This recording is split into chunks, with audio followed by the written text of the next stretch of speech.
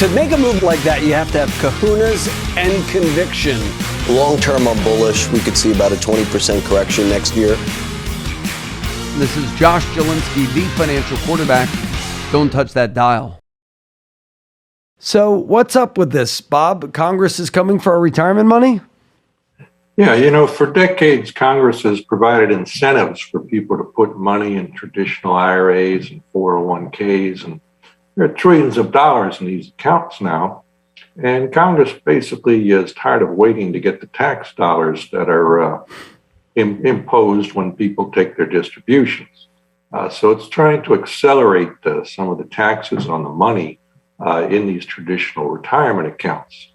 One way it did that was with the Secure Act, which was enacted a couple of years ago, and the IRS issued proposed regulations on them early in 2022, and it's going to soon issue the final regulations.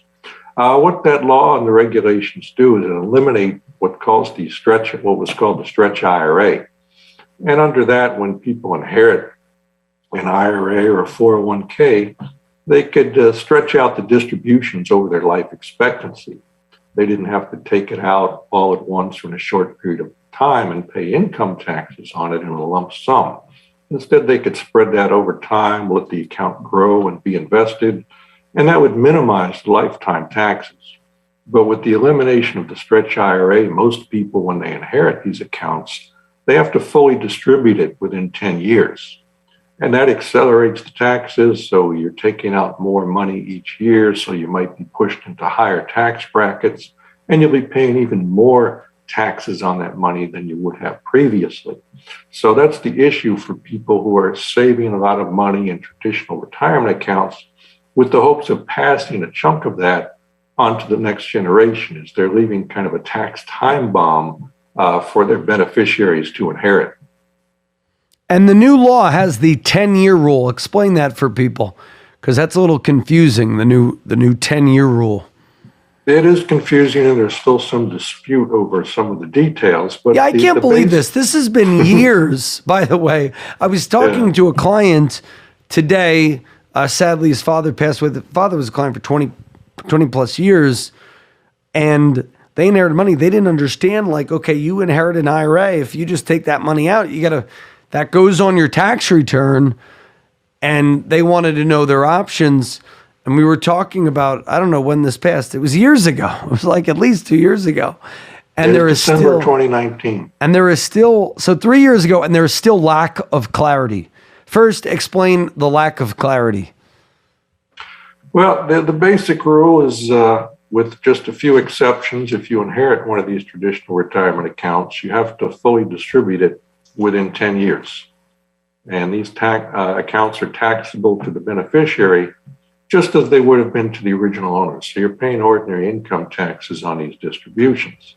One of the controversies, the confusions, is when the law was passed, all the financial advisors assumed it was just a 10-year rule. You could do anything you want within that 10-year rule, 10-year period. You could take the money out gradually. You could wait till the end, take it out as a lump sum, or any other schedule you wanted. The IRS, when it issued the proposed regulations, had a different idea. It said there's actually two tracks to consider.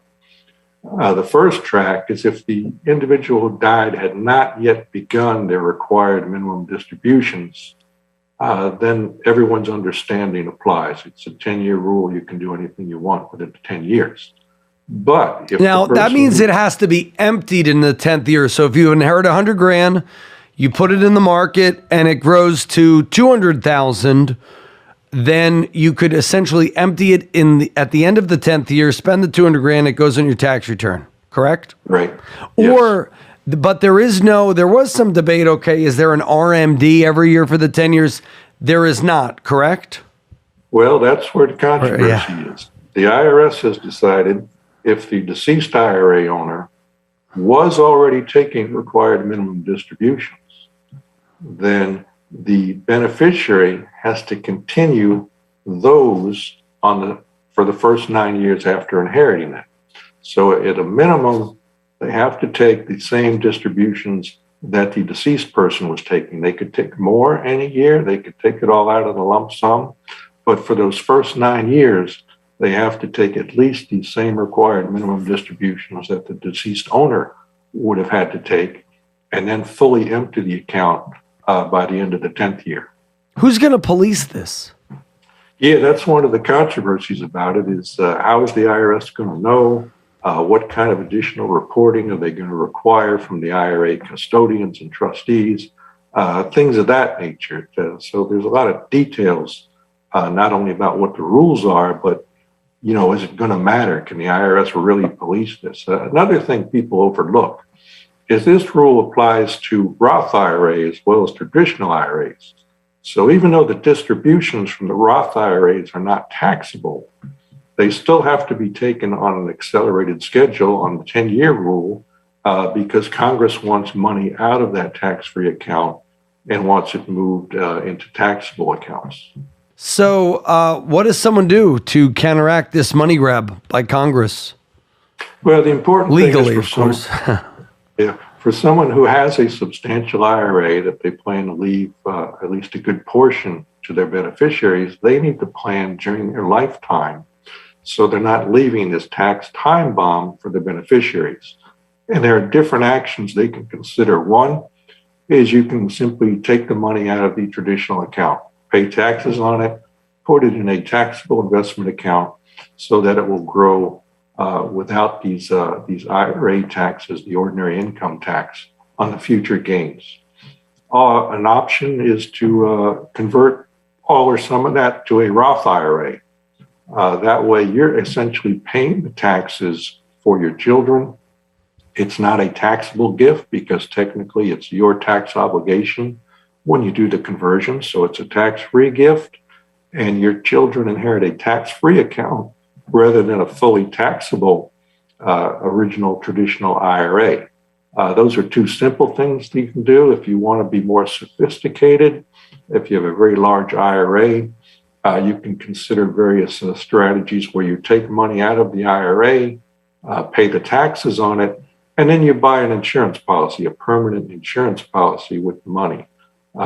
When that insurance benefit is inherited by your beneficiary, it's tax-free.